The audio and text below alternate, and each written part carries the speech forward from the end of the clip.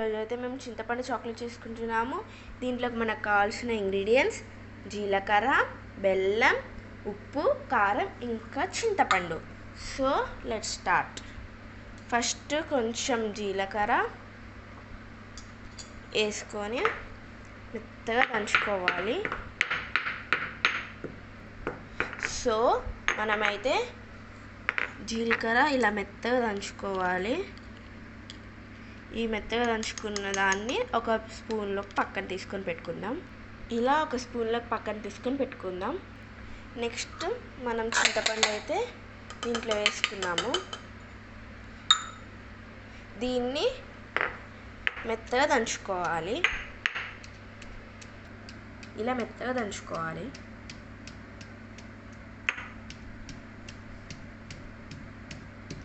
ఇలా మెత్తగా ఒక ఉండలాగా రావాలి. చూడండి, ఇలా రావాలి ఒక ఉండలాగా. ఇప్పుడు మనం దీన్ని పక్కన పెట్టుకుందాం. నెక్స్ట్ ఇందాక మనం చేసుకున్న ఈ జీలకర్ర పౌడర్ ఇందులో వేసుకొని బెల్లం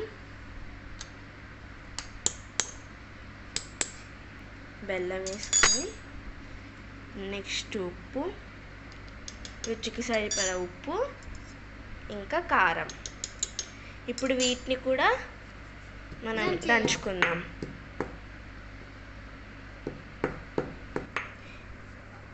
ఇలా దంచుకోవాలి.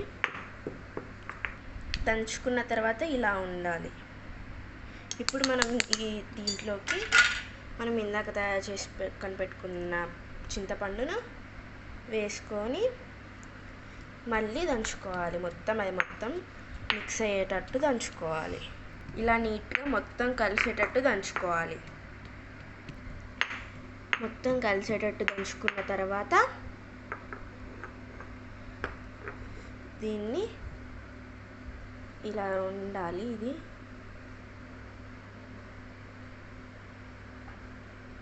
ఇలా మొత్తం కలిసిన తర్వాత మనం చిన్న చిన్న బాల్స్ లాగా చేసుకుందాం. ఇలా చిన్న చిన్న బాల్స్ లాగా చేసుకోవాలి.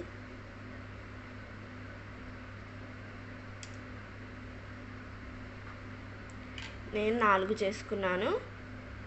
సో ఇప్పుడు అందరికి ఇస్తున్నా.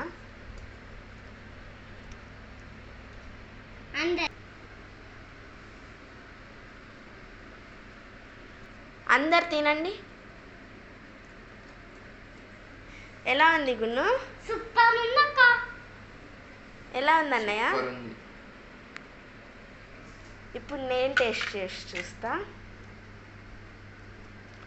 చాలా బాగుంది గాయ్స్. Must try. అందరు ట్రై చేసి ఎలా ఉందో కామెంట్స్లో చెప్పండి. బాయ్.